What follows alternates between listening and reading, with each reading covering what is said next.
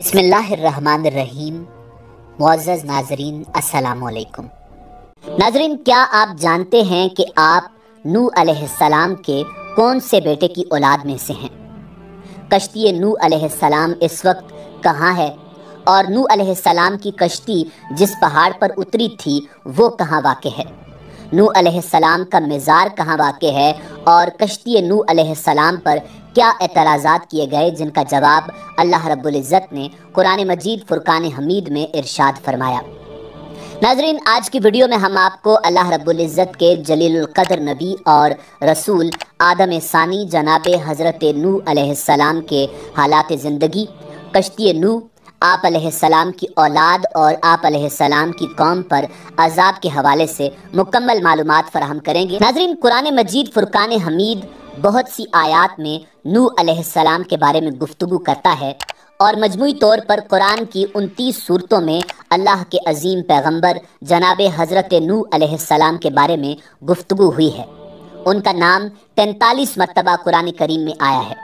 مورخین و مفسرین نے لکھا ہے کہ نوح علیہ السلام کا نام عبد الغفار یا عبد الملک یا عبد الاعلیٰ تھا، اور نوح کا لقب انہیں اس لیے دیا گیا کیونکہ وہ سال ہر سال اپنے اوپر یا اپنی قوم پر نوحہ و گریہ کرتے رہے۔ آپ کے والد کا نام لمک یا لامک تھا۔ نوح علیہ السلام اللہ رب العزت کے پیغمبر تھے۔ آپ نے تقریباً 950 سال تک لوگوں کو اللہ کی طرف بلایا، مگر آپ کی قوم کا جواب یہ تھا کہ آپ بھی ہماری طرح عام آدمی ہیں، اگر اللہ کسی کو بطور رسول بھیجتا تو وہ فرشتہ ہوتا۔ صرف 80 لوگوں نے ان کا دین قبول کیا۔ نوح علیہ السلام تمام رسولوں میں سب سے پہلے رسول تھے جنہیں زمین پر مبعوث کیا گیا تھا۔ نوح علیہ السلام نے ان کے عذاب کی بد دعا فرمائی، جس کے نتیجے میں ان پر سیلاب کا عذاب نازل ہوا اور تنور کے مقام سے پانی ابل پڑا۔ اللہ رب العزت نے آپ کی قوم پر عذاب بھیجا اور آپ کو ایک کشتی بنانے اور اس میں اہل ایمان کو اور ہر چرند پرند کے ایک جوڑے کو رکھنے کو کہا۔ تب طوفان کی شکل میں عذاب آیا اور سب لوگ سوائے ان کے جو حضرت نوح علیہ السلام کی بنائی ہوئی کشتی میں سوار تھے ہلاک ہو گئے۔ ناظرین، جناب حضرت آدم علیہ السلام کے دنیا میں آنے کے بعد ان کی اولاد دنیا میں خوب پھلی پھولی، مگر ایک مدت کے بعد وہ لوگ خدا کو بھول چکے تھے اور ایک خدا کی بجائے انہوں نے مٹی اور پتھر کے کئی خدا بنا لیے۔ نہ صرف ان کی عبادت گاہیں بتوں سے اٹی پڑی تھیں، بلکہ ہر گھر میں بت رکھے ہوئے تھے جن کی وہ پوجا کیا کرتے اور ان سے مرادیں مانگا کرتے تھے۔ نوح علیہ السلام نے اپنی قوم کو اللہ کے احسانات جتلا کر سیدھے راستے پر چلنے کی تلقین کی اور اس بری راہ سے منع فرمایا۔ ان لوگوں نے حضرت نوح علیہ السلام کا مذاق اڑایا اور کہا، بھلا یہ بتاؤ کہ تم نبی کیسے بن گئے؟ تم تو ہمارے جیسے گوشت پوست کے بنے ہوئے ہو اور ہم میں ہی پیدا ہوئے ہو۔ تم میں ایسی کون سی چیز ہے جس سے ہم تمہیں نبی سمجھیں؟ اور اگر خدا کو نبی ہی بھیجنا تھا تو وہ کسی فرشتے کو نبی بنا کر بھیج دیتا۔ نوح علیہ السلام نے اپنی قوم کو اللہ کے احسانات جتلائے اور کہا کہ تم کو چاہیے کہ ان بیکار بتوں کی پرستش چھوڑ کر ایک خدا کی عبادت کرو، اور میں اس کی تم سے کوئی اجرت نہیں مانگتا، تمہاری ہی بھلائی کے لیے تم کو نصیحت کرتا ہوں۔ نوح علیہ السلام نے کوئی 950 سال تک اپنی قوم میں واعظ و تبلیغ کی اور کوشش کی کہ وہ خدائے واحد کے سچے پرستار بن جائیں، مگر ان پر کوئی اثر نہ ہوا، بلکہ حضرت نوح علیہ السلام واعظ فرماتے تو وہ ان کو مذاق مستی میں اڑاتے، کانوں میں انگلیاں ٹھونس لیتے تاکہ ان کی آواز کانوں میں نہ پہنچ جائے۔ صرف چند لوگ تھے جو آپ پر ایمان لائے۔ قوم کی یہ سرکشی اور نافرمانی دیکھ کر نوح علیہ السلام نے اپنے رب کو پکارا کہ اے پروردگار، میں تو اس قوم سے تنگ آ گیا ہوں، اب تو ہی ان سے بدلہ لے۔ ناظرین، اللہ جل شانہ نے حضرت نوح علیہ السلام کو حکم دیا کہ ایک کشتی بناؤ، اور یہ بھی حکم دے دیا کہ دیکھنا اب کسی کی سفارش نہ کرنا، اب ان پر ضرور عذاب نازل ہو کر رہے گا۔ حضرت نوح علیہ السلام خدا کے حکم کے مطابق کشتی بنانے میں لگ گئے۔ جب آپ کشتی بنا رہے تھے تو قوم کے لوگ آپ کا مذاق اڑا رہے تھے اور تانے کس رہے تھے کہ کل تک تبلیغ کر رہے تھے اور آج بڑے ہی بن گئے ہو۔ کبھی کہتے کہ کشتی تو بنا رہے ہو، مگر اسے چلانے کے لیے دریا کہاں سے لاؤ گے؟ حضرت نوح علیہ السلام اپنے کام میں لگے رہے۔ جب کشتی بن کر تیار ہو گئی تو خدا نے حکم دیا کہ اپنے اہل اور ان لوگوں کو کشتی پر سوار کر لو جو مجھ پر ایمان لے آئے ہیں، اور ہر جانور کا ایک ایک جوڑا بھی کشتی میں سوار کر لو۔ ناظرین، جب سب لوگ کشتی میں بیٹھ گئے تو خدا کے حکم سے التنور کے مقام سے زمین سے پانی ابل پڑا۔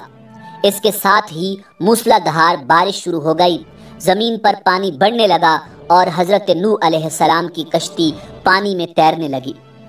پانی بڑھا تو حضرت نوح علیہ السلام نے دیکھا کہ ان کا بیٹا پانی میں ڈوبنے لگا ہے۔ آپ نے اسے آواز دی کہ اب بھی آ جاؤ تاکہ خدا کے عذاب سے بچ سکو، مگر اس نے جواب دیا، تم جاؤ، میں کسی پہاڑ کی چوٹی پر چڑھ کر اپنی جان بچا لوں گا۔ پانی تھا کہ تھمنے کا نام ہی نہ لیتا تھا۔ دنیا کے نافرمان اور سرکش لوگ اس سیلاب میں فنا کی گھاٹ اتر گئے اور حضرت نوح علیہ السلام کی کشتی جودی پہاڑ کی چوٹی پر جا کر ٹھہر گئی۔ اب خدا کے حکم سے سیلاب تھم گیا اور زمین نے سارا پانی اپنے اندر جذب کر لیا۔ اب خدا نے حضرت نوح علیہ السلام کو حکم دیا کہ کشتی سے اتر جاؤ، تجھ پر اور وہ لوگ جو تجھ پر ایمان لائے ہیں ان پر ہماری رحمتیں برکتیں نازل ہوں گی۔ چونکہ اس طوفان میں دنیا کے تمام لوگ ہی فنا ہو گئے تھے، صرف چند لوگ ہی زندہ بچے تھے، اس لیے حضرت نوح علیہ السلام کو آدم ثانی بھی کہا جاتا ہے۔ انہی کی اولاد اس وقت دنیا میں آباد ہے۔ ناظرین، حضرت نوح علیہ السلام کے 3 بیٹے طوفان نوح میں بچ گئے تھے کیونکہ وہ مسلمان تھے، حام، سام اور یافس۔ مورخین کا نظریہ ہے کہ کرۂ زمین کی اس وقت کی تمام نسل انسانی انہی تینوں فرزندوں کی طرف سے ہے۔ ایک قوم حامی نسل ہے جو افریقہ کے علاقے میں رہتے ہیں، دوسری قوم سامی نسل ہے جو مشرق قریب کے علاقوں میں رہتے ہیں، اور تیسری قوم یافس کی نسل جو چین میں آباد سمجھے جاتے ہیں۔ اب آپ اس بات سے اندازہ لگا سکتے ہیں کہ آپ نوح علیہ السلام کے 3 بیٹوں حام، سام اور یافس میں سے کون سے بیٹے کی اولاد میں سے ہیں۔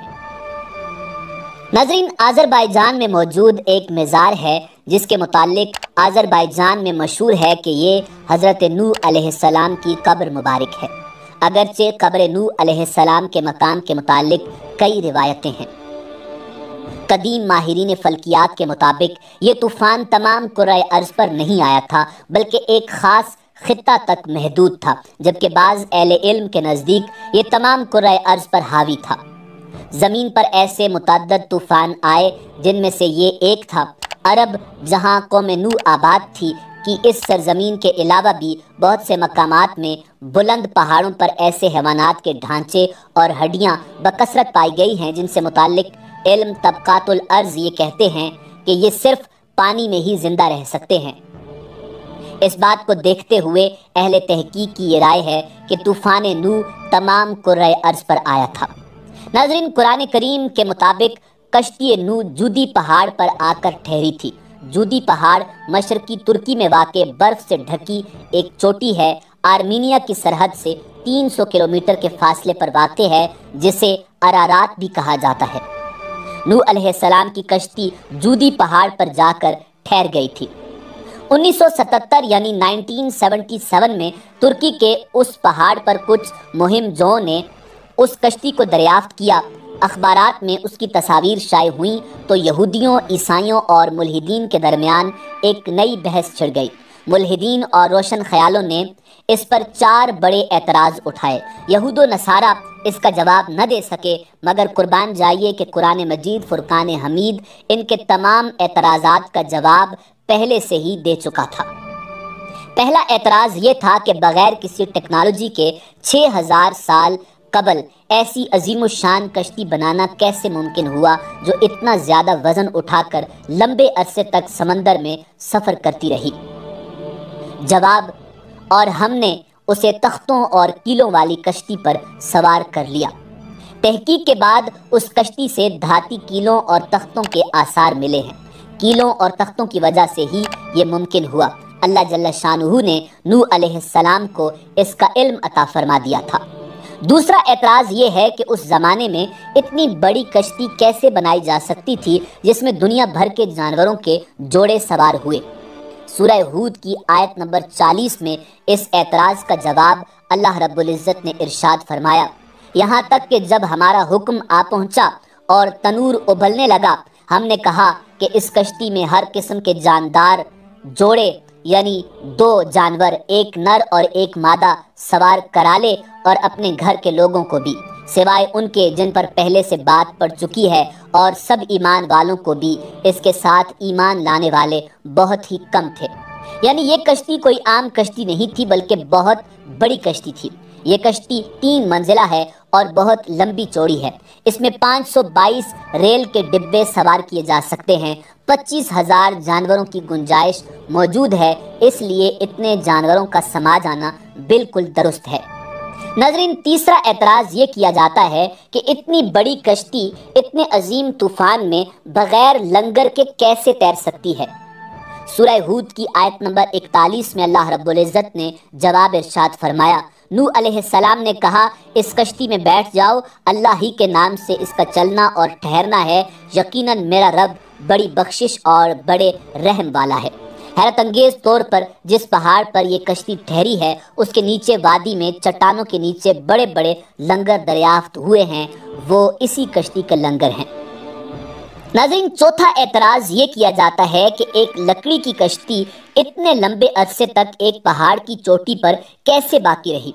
جواب اللہ رب العزت نے سورہ قمر کی آیت نمبر 15 میں ارشاد فرمایا، اور ہم نے اسے اہل دنیا کے لیے اپنی قدرت کی نشانی بنایا ہے، تو ہے کوئی نصیحت حاصل کرنے والا؟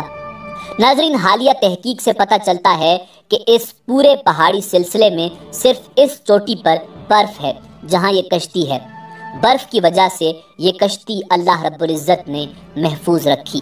ناظرین، اسی امید کے ساتھ اجازت دیجیے کہ آپ کو ہماری ویڈیو پسند آئی ہوگی۔ ملتے ہیں بہت جلد ایک نئی معلوماتی ویڈیو کے ساتھ۔ اللہ رب العزت آپ کا حامی و ناصر ہو۔